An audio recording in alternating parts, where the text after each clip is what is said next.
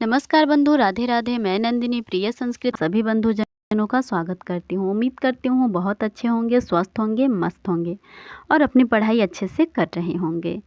तो चलिए हम प्रश्नोत्तरी श्रृंखला में जो है 41 नंबर प्रश्न को देखते हैं। इससे पहले हमने 40 प्रश्न तक को देख लिया है। 40 प्रश्न 4 कक्षाओं में हुए हैं, क्योंकि हम 10-10 प्रश्नों को एक एक कक्षा में विस्तृत विश्लेषण के साथ देख रहे हैं। और यह प्रश्न पत्र जो है हमारा दिसंबर 2021 का है, यूजीसी नेट संस्कृत 25 कोड का। तो चलिए 41 नंबर प्रश्न को देखते हैं बहुत विलंब न करते हुए। सतपथ ब्राह्मणस्य प्रथम कांडस्य विषयो कौ। सतपथ ब्राह्मण के प्रथम कांड का विषय क्या है? तो यह सतपथ ब्राह्मण आपका यजुर्वेद से संबंधित है। यजुर्वेद में भी शुक्ल यजुर्वेद से।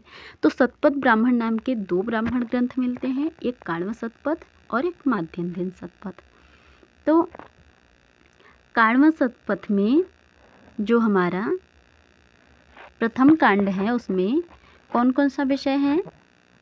आधान, पुनराधान, अग्निहोत्र, आग्रायण, पितृपिंड यज्ञ, दाक्षायण यज्ञ, उपस्थान तथा चातुर्मासी।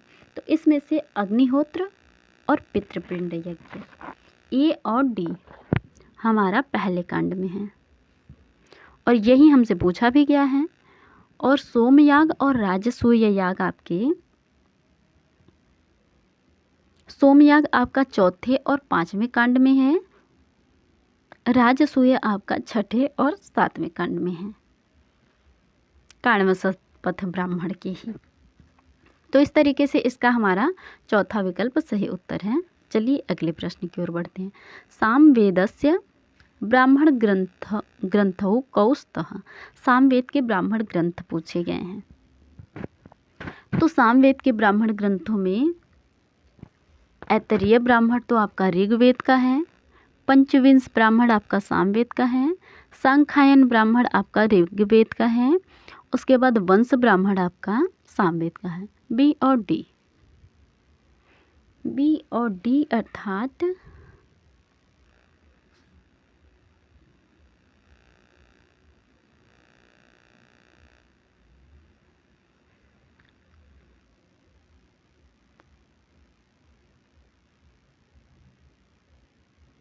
तीसरा विकल्प सही होगा ना? बी और डी, 2 और 4।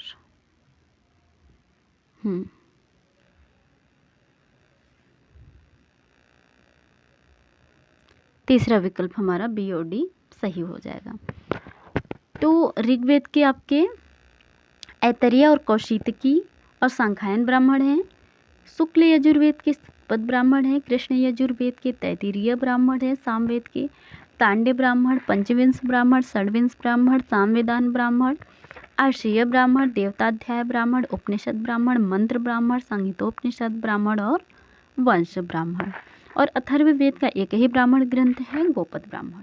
तो इस तरीके से हमारा इस प्रश्न का सही विकल्प जो है तीसरा है, बी और डी। चलिए अगले प्रश्न की ओर बढ़ते हैं। अगला प्रश्न है हमारा सामवेदस्य शाखेस्तः। सामवेद का शाखा कौन सा है इसमें? तो चलिए देखते हैं। जैमिनीय शाखा तो आपका सामवेद का है, और भी देख लेते हैं। कठकपिष्ठल शाखा जो है ये आपका सामवेद का नहीं है, क्योंकि यह जो है कृष्ण यजुर्वेद की शाखा है। तो इस तरीके से यदि सी विकल्प नहीं होगा तो हमारा दूसरा विकल्प बी और डी ही सही होगा।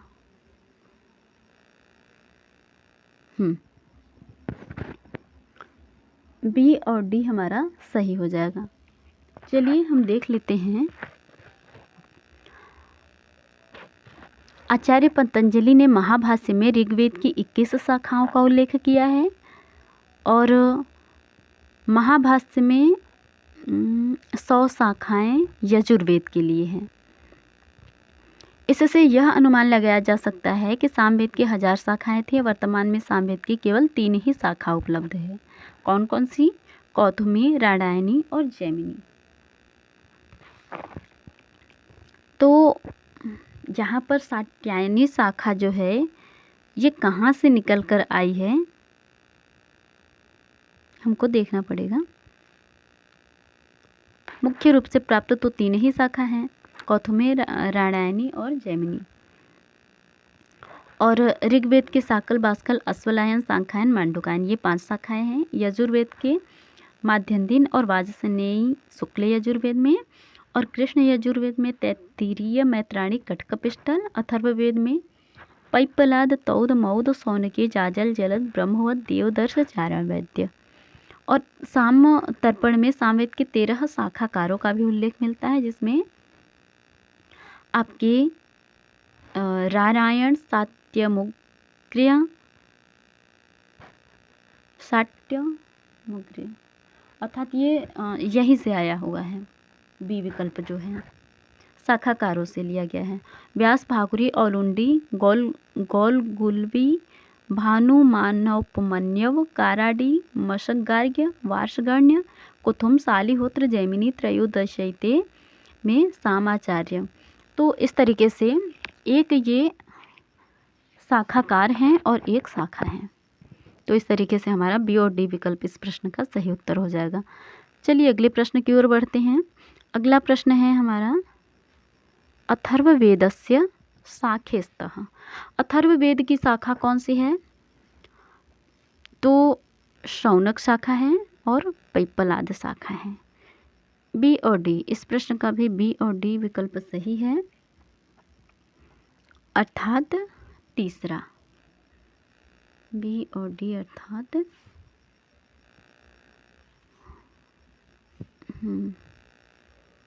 तीसरा विकल्प इस प्रश्न का सही उत्तर है। हालांकि हमने अभी देखा है शाखाएं, तो इसका तीसरा विकल्प जो है सही है। अगले प्रश्न की ओर बढ़ते हैं।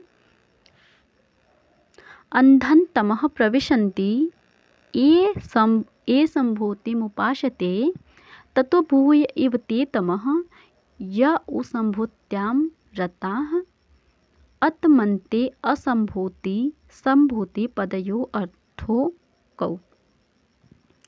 यहाँ पर जो है संभूति और असंभूति, इस पद का क्या अर्थ है? तो यह ईशावास्योपनिषद का जो है मंत्र है, वहाँ से लिया गया है। यह मूल रूप में यजुर्वेद का 40वां अध्याय है। इसमें 18 मंत्र हैं। अंधन तमः प्रविशन्ति ये विद्याम उपासते ततो भूय एव देव तमो य उविद्याम य उसंभूत्याम रताः। जो असंभूति अर्थात अव्यक्त प्रकृति की उपासना करते हैं, घोर अंधकार में प्रवेश करते हैं, और जो संभूति अर्थात कार्य ब्रह्म में रत रहते हैं, वे मानो उनसे भी अधिक अंधकार में प्रवेश करते हैं। यहाँ पर असंभूति का अर्थ है अव्यक्त प्रकृति और संभूति का अर्थ है कार्य ब्रह्म।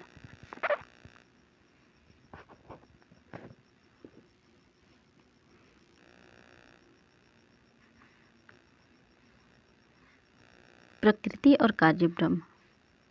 इस तरीके से इस प्रश्न का बी और सी विकल्प हमारा दूसरा सही हो जाएगा। दूसरा बी और सी विकल्प हमारा इस प्रश्न का सही उत्तर हो जाएगा। और भी हम मंत्रों को देख लेते हैं जो प्रसिद्ध हैं, जो पूछे जाते हैं। जैसे अंधन तमः प्रविशन्ति ये विद्यामुपासते ततो भूय एव ते तमो य उपविद्यायाम रता। और अन्य देवाहुर्विद्यया न्यदाहुर्विद्यया इति शुश्रुम धीराणाम ये नस्तद्विचक्षिरे। विद्यां च यस्तद्वेदो भयं सह अविद्यया मृत्युं तीर्त्वा विद्ययामृतमश्नुते। जो विद्या और अविद्या इन दोनों को ही एक साथ जानता है, वह अविद्या से मृत्यु को पार करके विद्या से अमरत्व प्राप्त कर लेता है, ऐसा कहा गया है। इसके बाद अर्थ संग्रहकार देश सामान्यम, और ये तो हमारा अगला प्रश्न है ना,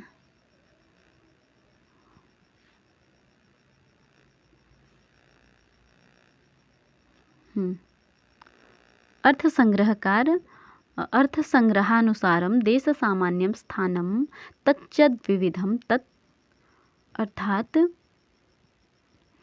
यह प्रश्न अर्थसंग्रह से है और देश सामान्य क्या है, आपका स्थान है, और वह दो प्रकार का है। कौन कौन सा है? पाठ सादृश्य और अनुष्ठान सादृश्य। ए और बी इस प्रश्न का सही विकल्प है। हम इसकी थोड़ी चर्चा भी कर लेते हैं। देखते हैं, अर्थ संग्रह के अनुसार विधि 4 प्रकार की होती है। सबसे पहले वेद 5 प्रकार के होते हैं। वेद में उन 5 प्रकार में पहला प्रकार है विधि, और विधि भी 4 प्रकार की होती है। 4 प्रकार की विधि कौन कौन सी होती है? उत्पत्ति विधि, विनियोग विधि, अधिकार विधि और प्रयोग विधि। और विनियोग विधि भी आपके 6 प्रकार के होते हैं। कौन कौन से? श्रुति, लिंग, वाक्य, प्रकरण, स्थान, समाख्या। और स्थान के विषय में कहते हैं पाठ सादृश्यम, अनुष्ठान सादृश्यम। और श्रुति की परिभाषा करते हैं तत्र निरपेक्षो रवः श्रुति सा च द्विविधा विधात्री अभिधात्री सा च त्रिविधा विधात्री अभिधात्री और विनियोक्त्री। और प्रमाणांतर की अपेक्षा न रखने वाला रव क्या है? आपकी श्रुति है। अब लिंग के विषय में कहते हैं शब्द सामर्थ्यम लिंगम।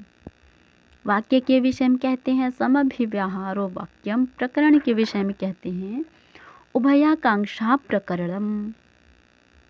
और स्थान के विषय में कहते हैं देश सामान्यम स्थानम। स्थान आपका 2 प्रकार का है, पाठ सादृश्य, अनुष्ठान सादृश्य। पाठ सादृश्य भी आपका 2 प्रकार का है, यथासंख्य पाठ, सन्निधि पाठ। और समाख्या के विषय में कहते हैं समाख्या यौगिकः शब्दः। यह भी 2 प्रकार की होती है, वैदिकी समाख्या और लौकिकी समाख्या। तो इस प्रश्न का हमारा ए और बी अर्थात पहला विकल्प सही उत्तर हो जाएगा। चलिए अगले प्रश्न की ओर बढ़ते हैं। 47 नंबर प्रश्न। 47 नंबर प्रश्न में पूछा गया है सांख्य कारिकायां द्विविधः सर्गः एतन्नामाख्यो वर्तते भौतिक और बौद्धिश्च। चलिए देखते हैं संबंधित तथ्यों को। थोड़ा बड़ा करते हैं। हाँ जी, अब हम थोड़ा संबंधित तथ्यों को देखते हैं।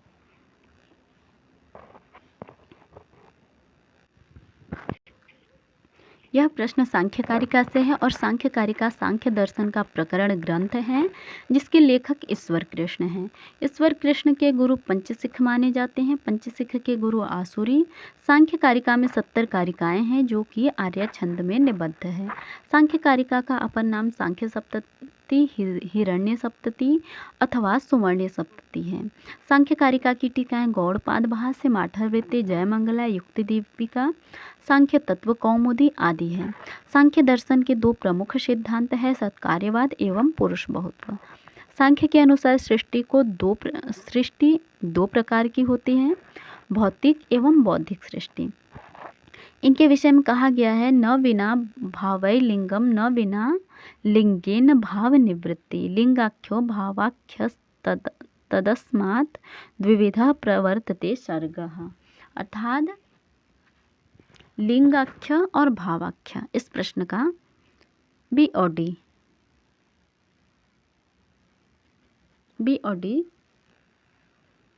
सही विकल्प हो जाएगा। तीसरा विकल्प सही है। बी और डी तीसरा विकल्प आपका इस प्रश्न का सही उत्तर है।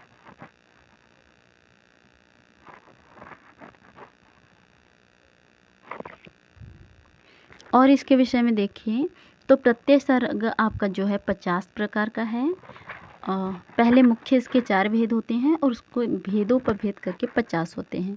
विपर्य, अशक्ति, तुष्टि, सिद्धि। विपर्य 5, अशक्ति 28, तुष्टि 9, सिद्धि 8, कुल मिलाकर 50। और उसके बाद भौतिक सर्ग आपके 14 प्रकार के होते हैं। 8 देव सृष्टि, 5 तिर्यक सृष्टि और 1 मनुष्य सृष्टि। इस तरीके से 14 भौतिक सर्ग हो जाते हैं। तो इस तरीके से इस प्रश्न का हमारा तीसरा विकल्प जो है सही उत्तर है। चलिए अगले प्रश्न की ओर बढ़ते हैं। अगला प्रश्न है हमारा 47 हो गया ना, 48।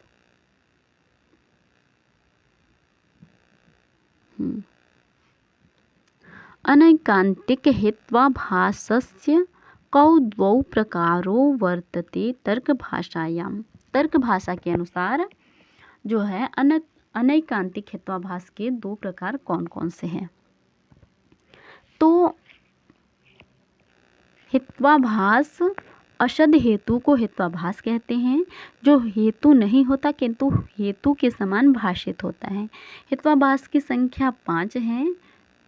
असिद्ध, विरुद्ध, अनैकांतिक, प्रकरण सम और कालात्ययापदिष्ट। अनैकांतिक हेत्वाभास जो है आपका सव्यभिचार हेतु अनैकांतिक हेत्वाभास। यह 2 प्रकार का होता है, साधारण और असाधारण। तो इस तरीके से हमारा इस प्रश्न का ए और सी विकल्प सही हो जाएगा। ए और सी अर्थात हमारा दूसरा विकल्प इस प्रश्न का सही उत्तर हो जाएगा। ए और सी, साधारण और असाधारण, तर्क भाषा के अनुसार। साधारण को कहते हैं तत्र पक्ष सपक्ष। साधारण अनैकांतिक के विषय में कहते हैं तत्र पक्ष सपक्ष विपक्ष वृत्ति साधारण, अर्थात शब्दों नित्य। उदाहरण है इसका शब्दों नित्य प्रमेयत्वाद व्योमवत्। और असाधारण अनैकांतिक के विषय में कहते हैं सपक्षात विपक्षात व्यावृतो यह पक्ष एव वर्तते सो असाधारण अनैकांतिकः। जैसे भूर्नित्या गंधत्वात्। तो इस तरीके से हमारा। और असिद्ध हेत्वाभास के तो 3 भेद आपकी अर्थ संग्रह में भी, क्षमा कीजिए, तर्क भाषा, तर्क संग्रह और न्याय सिद्धांत मुक्तावली, इन तीनों में ही 3 प्रकार हैं, आश्रया सिद्ध, स्वरूपा सिद्ध और व्यापकत्वा सिद्ध। आश्रया सिद्ध का उदाहरण है गगनारविंदम सुरभि अरविंदत्वात् सरोजारविंदवत्। और स्वरूपा सिद्ध का उदाहरण है अनित्यः शब्दः चक्षुषत्वात् घटवत्। और व्यापकत्वा सिद्ध का उदाहरण है शब्दः क्षणिकः सत्वात् कृत्वन्तवर्तिनी हिंसा अधर्म साधनम हिंसात्वात्। इस तरीके से हमने जो है विरुद्ध हेत्वाभास के विषय में कहते हैं साध्य विपर्यय व्याप्तो हेतुर्विरुद्धः। प्रकरण सम के विषय में कहते हैं यश हेतु साध्य विपरीत साधकम हेत्वंतरम विद्यते। शब्दों नित्यो नित्य धर्म रहितत्वात्। और इस तरीके से इस प्रश्न का हमारा दूसरा विकल्प जो है सही उत्तर हो जाएगा। चलिए अगले प्रश्न की ओर बढ़ते हैं हम। 47, 48,